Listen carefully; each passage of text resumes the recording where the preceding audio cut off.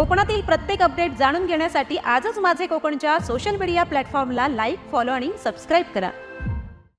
नमस्कार, मी प्रणाली भोसले. माझे कोकणच्या प्राईम टाइम बुलेटिनमध्ये आपल्या सर्वांचं मनपूर्वक स्वागत करते. बुलेटिनला सुरुवात करण्याआधी पाहूयात हेडलाईन्स. खेडमध्ये मुसळधार पावसाची दमदार हजेरी, सखल भाग जलमय, रस्त्यांवर पाणी, वाहतुकीचा वेग मंदावला. श्रीवर्धनच्या पाणी प्रश्नावर महत्त्वाची बैठक, जलवाहिनीसाठी 8 कोटींच्या निधींचे आश्वासन, शिष्टमंडळ आणि भरत गोगावले यांची भेट. निगुंडळमध्ये गव्यांचा कळप, दिवसाढवळ्या गवे रस्त्यालगत, ग्रामस्थांमध्ये भीतीचं वातावरण. आणि रोह्यात विकास कामांचे लोकार्पण, CSR मधून 200 कोटींचा निधी, एकल महिलांसाठी स्वतंत्र धोरण. पाहूया सविस्तर वृत्त. गेल्या 2 दिवसांपासून विश्रांती घेतलेल्या पावसाने आज रत्नागिरी जिल्ह्यातील खेड तालुक्यात दमदार पुनरागमन केलंय.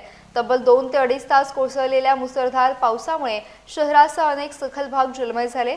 खेड सवणी मार्गावर रस्त्यालगत मोठ्या प्रमाणात पाणी साचल्याने काही काळ वाहतुकीवर परिणाम झाला, तर अनेक वाहन चालकांना अत्यंत सावधगिरीने आणि संथ गतीने प्रवास करावा लागला.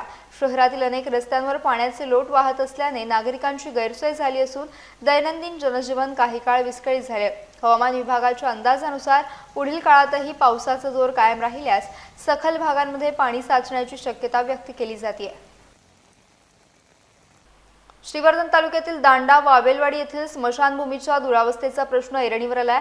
स्मशानभूमीचे छत पूर्णपणे जीर्ण झाल्याने अंत्यसंस्कारासाठी येणाऱ्या नागरिकांना मोठ्या अडचणींचा सामना करावा लागत असल्याची तक्रार ग्रामस्थांनी केली आहे. या पार्श्वभूमीवर महाराष्ट्र नवनिर्माण सेनेच्या शिष्टमंडळाने आमदार तथा मंत्री अदिती तटकरे यांची भेट घेऊन निवेदन सादर केलं.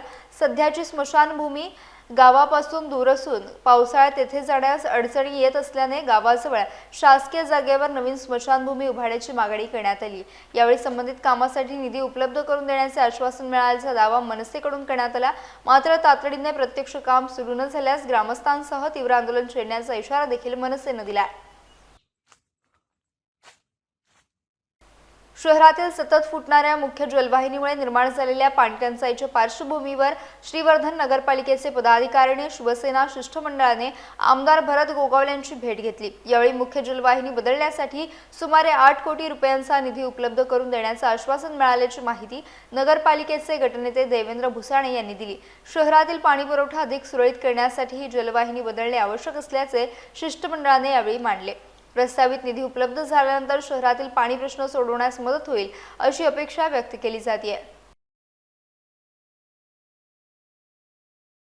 रत्नागिरी जिल्ह्यातील गुहागर तालुक्यात वन्य प्राण्यांचा वावर दिवसेंदिवस वाढत असल्याचं चित्र पाहायला मिळत आहे. संध्याकाळच्या सुमारास निगुंडळ गावातील बोरीचा माळ परिसरात तब्बल 10 ते 12 गवारेड्यांचा कळप माळ रानावर गवत खाताना दिसून आला. विशेष म्हणजे हा कळप रस्त्यालगतच आढळून आल्याने काही काळ वाहन चालकांनी सावधगिरी बाळगत प्रवास केला.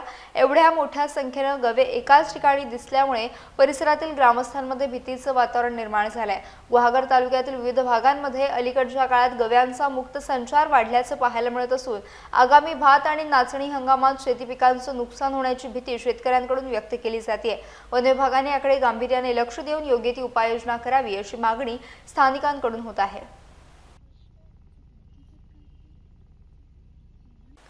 उद्योगमंत्री उदय सामंत यांनी ठेवलेल्या व्हॉट्सअप स्टेटसवरून भाजप नेते वैभव खेडेकर यांनी त्यांना डिवचले. गुवाहाटीच्या उठावामध्ये शेवटच्या क्षणाला फडणवीसांचा फोन आला नसता तर ते कदाचित या ठिकाणी नसते. देवेंद्र फडणवीस यांनी सांगितल्यामुळे ते आज महायुतीत आहेत. त्यांनी योग्य व्यक्तीचा हात धरलेला आहे, त्याचं सूचक आणि योग्य हे स्टेटस आहे असा चिमटा वैभव खेडेकर यांनी सामंतांना काढलाय. बघा, सन्माननीय मुख्यमंत्री देवेंद्रजी फडणवीस यांच्या हातात महाराष्ट्र गेल्यानंतर या महाराष्ट्राची प्रगती झालेली आहे. त्यामुळे मंत्री उदय सामंतच नव्हे तर या राज्यातील प्रत्येक व्यक्तीला महाराष्ट्राची धुरा कायमस्वरूपी देवेंद्र फडणवीस साहेब यांच्या हातामध्ये राहावं असं वाटतंय. आज मंत्री उदयजी सामंत असेल किंवा माझ्यासारखा तरुण कार्यकर्ता, नवीन कार्यकर्ता असेल, त्यालाही वाटतं की आपण देवेंद्र फडणवीस साहेबांच्या हाताखाली काम करावं. मंत्री उदय सामंत हे गेले अनेक वर्ष राजकारणामध्ये आहेत, माझे समवयस्क आहेत ते. राष्ट्रवादी, शिवसेना उभाटा आणि मग शिवसेना असा प्रवास केला. गुवाहाटीच्या त्यावेळच्या त्या उठावामध्ये जर शेवटच्या क्षणाला जर का त्यांना आमच्या फडणवीस साहेबांचा फोन आला नसता तर ते कदाचित ह्या ठिकाणी नसते. देवेंद्र फडणवीसांनी त्यांना सांगितल्यामुळे ते आज या महायुतीमध्ये आहेत आणि त्यांनी योग्य व्यक्तीचा हात धरलेला आहे आणि म्हणून ते आज मंत्री आहेत. निश्चित आमच्या इकडचे मंत्री देखील असतील किंवा अनेकांना असं वाटतं की देवेंद्र फडणवीस साहेबांच्या हाताखाली काम करावं. आज राज्यामध्ये महायुतीचं सरकार आहे, त्यामुळे एकनाथजी शिंदे साहेब आणि देवेंद्रजी फडणवीस हे दोघंही हातामध्ये हात घालून काम करतात आणि म्हणून राज्याचा विकास होतोय, राज्याची घोडदौड होते, पर्यायानं कोकणाची देखील या ठिकाणी घोडदौड होते.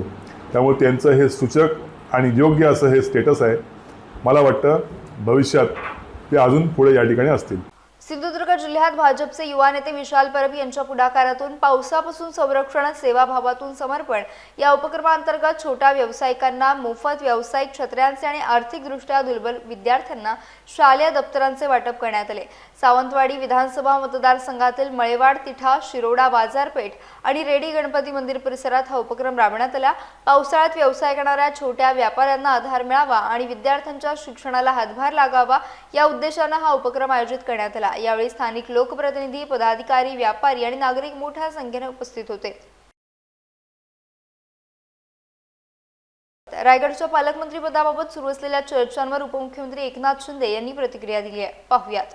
वरच्या शिवराज्याभिषेक दिनासाठी आम्ही आलेलो आहे. सगळ्या गोष्टी व्यवस्थित होतील छत्रपतींच्या आशीर्वादाने. कधीपर्यंत निर्णय व्हायचा? लवकरच होईल निर्णय काही अडचण नाही. शिवसेनेतील राजकीय घडामोडींवर उपमुख्यमंत्री एकनाथ शिंदे यांनी उद्धव ठाकरे यांच्यावर निशाणा साधलाय. ठाकरे गटातील खासदारांनी शिवसेनेत प्रवेश केल्यानंतर उद्धव ठाकरे यांनी केलेल्या टीकेला प्रत्युत्तर दिलंय. काय बोलणार मी आता? जाहीर सभा घ्यायला त्यांना मीच लावलेल्या आहेत, बरोबर ना. आता मी कामाला सगळ्यांना लावलेलं आहे आणि खरं म्हणजे हे एक म्हण आहे, वराती मागून घोडे. हे सगळे गेल्यावर आता हे पोचत आहेत, त्याचा काय उपयोग आहे? आणि जो गुण से गए वो हौद से नहीं आती है. विमानापेक्षा इमान महत्त्वाचं असतं आणि त्यामुळे 2019ला जी बेईमानी केली, महाराष्ट्रातल्या जनतेने एकाच विमानाचा प्रवास करायचं तिकीट दिलं होतं, परंतु त्यांनी काँग्रेसच्या बुडत्या झाडामधून प्रवास सुरू केला. आता ते गटांगळ्या खात सुटलेत आणि त्यामुळे अशा प्रकारचे प्रयत्न जे आहेत ते सुरू आहेत. परंतु देवेंद्रजी खूप हुशार आहेत आणि त्यांनी 2019ला कपटी मित्र किती घातक असतो हे पाहिलेलं आहे. त्यामुळे मला यापेक्षा जास्त बोलण्याची आवश्यकता नाही. शिवसेना महिला आघाडीच्या संघटनात्मक बांधणीला अधिक बळकटी देण्याच्या उद्देशानं खेड येथील नेहा निरंजन दळी यांची खेड शहर महिला संघटकपदी नियुक्ती करण्यात आली आहे. नियुक्तीनंतर त्यांनी शिवसेना नेते तथा माजी पर्यावरण मंत्री रामदासभाई कदम यांची मंडणगड येथील निवासस्थानी सदिच्छा भेट घेतली. यावेळी रामदासभाई कदम आणि ज्योती कदम यांच्या हस्ते त्यांचा शाल, श्रीफळ आणि पुष्पगुच्छ देऊन सत्कार करण्यात आला. महिला आघाडीचा विस्तार करत पक्षाची भूमिका तळागाळापर्यंत पोहोचवण्यासाठी सक्रियपणे कार्य करण्याचं आवाहन यावेळी करण्यात आलं.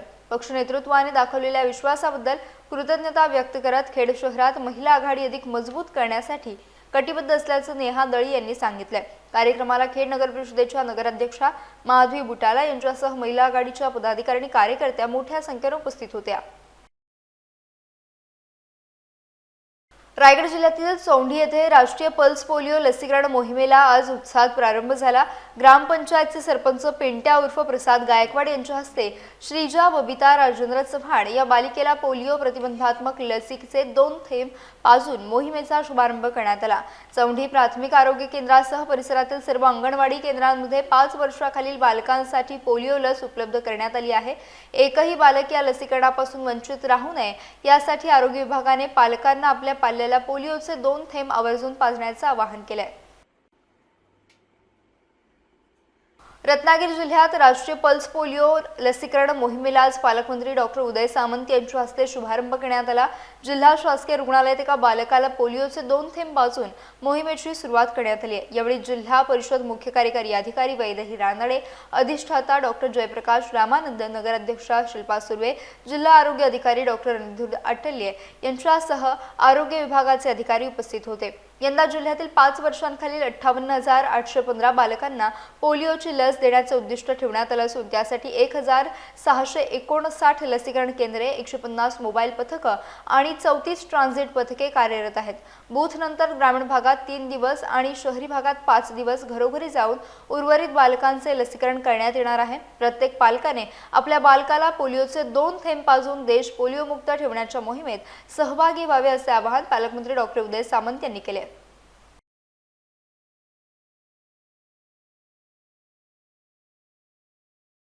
रत्नागिरी येथे कोकण कोस्टल हाफ मॅरेथॉन 2027च्या प्रॅक्टिस रन आणि सन्मान सोहळ्याचे उत्साहात आयोजन करण्यात आले। उद्योग व मराठी भाषा मंत्री तथा रत्नागिरी जिल्ह्याचे पालकमंत्री डॉक्टर उदय सामंत यांच्या प्रमुख उपस्थितीत झालेल्या कार्यक्रमात विविध क्षेत्रात उल्लेखनीय कामगिरी करणाऱ्या जिल्ह्यातील क्रीडापटूंचा सन्मान करण्यात आला। दक्षिण आफ्रिकेतील कॉम्रेड मॅरेथॉन पूर्ण करणारे अभिजित पड्याळ आणि प्रसाद देवस्थळी, एव्हरेस्टिंग पूर्ण करणारे अथर्व शेंडे तसेच एव्हरेस्ट बेस कॅम्प मोहीम पूर्ण करणारे उपजिल्हा निवडणूक अधिकारी राहुल गायकवाड यांचा गौरव करण्यात आला। यावेळी बोलताना पालकमंत्री डॉक्टर उदय सामंत यांनी मॅरेथॉन ही केवळ स्पर्धा नसून निरोगी जीवनशैलीचा भाग असल्याचं सांगत कोकणातील क्रीडा संस्कृती आणि पर्यटनाला चालना देणाऱ्या अशा उपक्रमांना शासनाचे पूर्ण सहकार्य राहील अशी ग्वाही दिली आहे।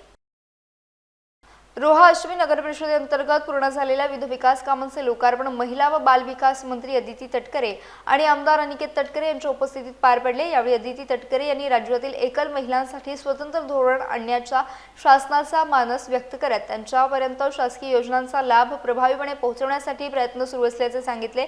रोहा अष्टमीच्या विकासासाठी रस्ते, उद्यान, क्रीडा सुविधा आणि महिलांसाठी हिरकणी कक्ष अशा विविध प्रकल्पांची उभारणी करण्यात आल्याचं त्यांनी नमूद केले। तर आमदार अनिकेत तटकरे यांनी खासदार सुनील तटकरे यांच्या प्रयत्नातून CSR निधीतून 200 कोटी रुपयांचा निधी उपलब्ध झाल्याची माहिती देत शहराच्या सर्वांगीण विकासासाठी प्रयत्न सुरू राहतील असं सांगितलंय। रोहाचं ग्रामदैवत धायर महाराजांच्या आशीर्वादातून उद्या माझ्या अख्खाच्या रोहा शहरामध्ये आदिती आणि अनिकेत यांच्या उपस्थितीमध्ये अतिशय महत्त्वाच्या कामांचा लोकार्पण सोहळा त्या ठिकाणी होत आहे। पुण्यश्लोक अहिल्यादेवी होळकर उद्यान, ज्या नावाने आपण हे उद्यान त्या ठिकाणी साकारलेलं आहे, त्याचं पावित्र्य, त्याचं मांगल्य जतन करण्याची जबाबदारी तमाम रोहेकरांच्या वरती आहेच। त्यामुळे पुण्यश्लोक अहिल्यादेवींच्या चरणी नतमस्तक होत असतानाच त्याच विचाराला बळकटी देण्याचा आपण सर्वजण प्रयत्न करू। आंतरराष्ट्रीय स्तरावरचं बॅडमिंटनचं कोर्ट आपण त्या ठिकाणी उभा करत असतानाच क्रीडा क्षेत्राला सुद्धा चालना देण्याचा त्या निमित्ताने प्रयत्न करतो आहोत। संबंध शहरामध्ये झालेले रस्ते शहराच्या प्रगतीच्या पाऊलखुणा आहेत। म्हणून सतत मी असेल, आमदार आदिती असेल, आमदार अनिकेत असेल, आम्ही रोहा शहराच्या सर्वांगीण विकासासाठी नेहमीच कटिबद्ध राहिलो। मनश्रींनी नगराध्यक्षपदाची सूत्र हातामध्ये घेतल्याच्या नंतर दूरदृष्टीने विकास करण्यासाठी सतत ती प्रयत्नशील असते। नेहमीच माझ्याजवळ संपर्क राहतो, ताईबाई यांच्याजवळ सुद्धा संपर्क राहतो आणि नवीन नवीन कल्पना रुजवण्याचा प्रयत्न त्या निमित्ताने होत असतो। उपाध्यक्ष अहमदबाई, सर्व माझे विषय समित्यांचे सभापती, सर्व नगरसेवक, नगरसेविका भगिनी आणि विशेष करून माझे तमाम रोहेकर बंधू भगिनी यांना मी अंतःकरणापासूनच्या शुभेच्छा देतो। या गोष्टीचा उल्लेख मी आवर्जून करू इच्छिते की तांत्रिकदृष्ट्या आपले इलेक्शन लांबले होते, अधिकृतपणे भाईंकडे पद नव्हतं, पण तरी असा एकही दिवस गेला नाही की ते रोहेकरांच्या संपर्कात नव्हते किंवा रोहेकरांपासून दूर गेले। प्रत्येक सुखदुःखात रोहेकरांच्या प्रत्येक सुखदुःखात ते हजर होते, प्रत्येक अडीअडचणीत हजर होते।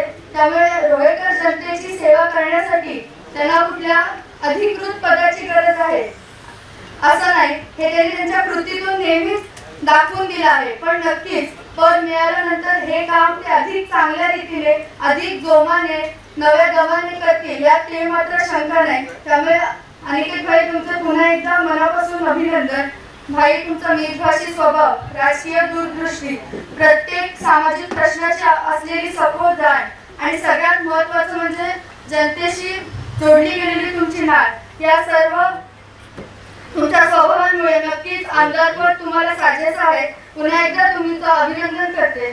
साहेबांनी ही जबाबदारी दिली, त्यामुळेच ताई गेल्या 1.5 वर्षामध्ये साहेबांनी ही समितीचं चेअरमॅनपद स्वीकारल्यानंतर रायगड रत्नागिरी मतदारसंघाकरता जवळपास 200 कोटींहून अधिकचा निधी CSR फंडाच्या माध्यमातून आणण्यामध्ये साहेबांनी यश आहे.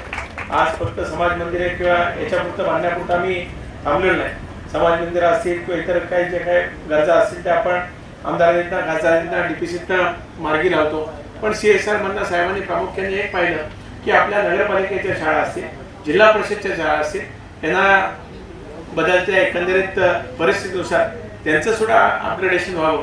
म्हणून गेल्या वर्षी जवळपास नगरपालिकेच्या आपल्या रोहाश्रमीच्या सगळ्या शाळा आपण डिजिटल केल्या. तळा, म्हसळा, श्रीवर्धन, त्याचबरोबर माणगावच्या सुद्धा आपण शाळा डिजिटलायझेशन करून घेतलं. आणि जसं एका खाजगी विद्यालयामध्ये आपल्याला शिक्षण मिळतं तसंच चांगल्या प्रतीचं दर्जाचं शिक्षण आपल्या नगरपालिकेमध्ये मिळावं, नगरपालिकेच्या जिल्हा परिषदच्या शाळेमध्ये मिळावं, त्याकरता साहेबांनी प्रयत्न केले. आज बंधू इथे बसले, मोरे एज्युकेशनला सुद्धा जवळपास 50 लाख रुपयाचा निधी बंधू साहेबांनी दिला. पलीकडे मधुआका बसले, त्यांना सुद्धा जवळपास 50-1 लाख रुपयाचा निधी आपण शाळेच्या इमारतीकरता दिला. माणगाव शिक्षण प्रसारक मंडळाला जवळपास आता 3.5 कोटी रुपयाचा निधी तिथल्या असलेल्या विद्यार्थ्यांकरता आपण उपलब्ध करून देऊ शकलो. जावळीच्या शाळेला दिला, निजामपूरच्या शाळेला सुद्धा आता साहेबांनी त्या ठिकाणी निधी उपलब्ध करून दिला. त्यामुळे आपल्या भागातील शिक्षणाची गुणवत्ता वाढण्याकरता जे जे काही करता येईल ते करण्याचा साहेबांनी प्रयत्न ह्या असलेल्या संधीतनं करण्याचा प्रयत्न त्या ठिकाणी केलेला आहे. समाधानकारक दिवस आहे, कारण विविध रस्त्यांची कामं जी आपण साधारणपणे एक 5-7 महिन्यापूर्वी सुद्धा ज्याच्या आपण प्रशासकीय मान्यता वगैरे जिल्हा नियोजनमधून घेतल्या होत्या, मधल्या कालावधीमध्ये आचारसंहितेच्या आधी सुद्धा काही कामांना आपण मंजुरी दिली होती.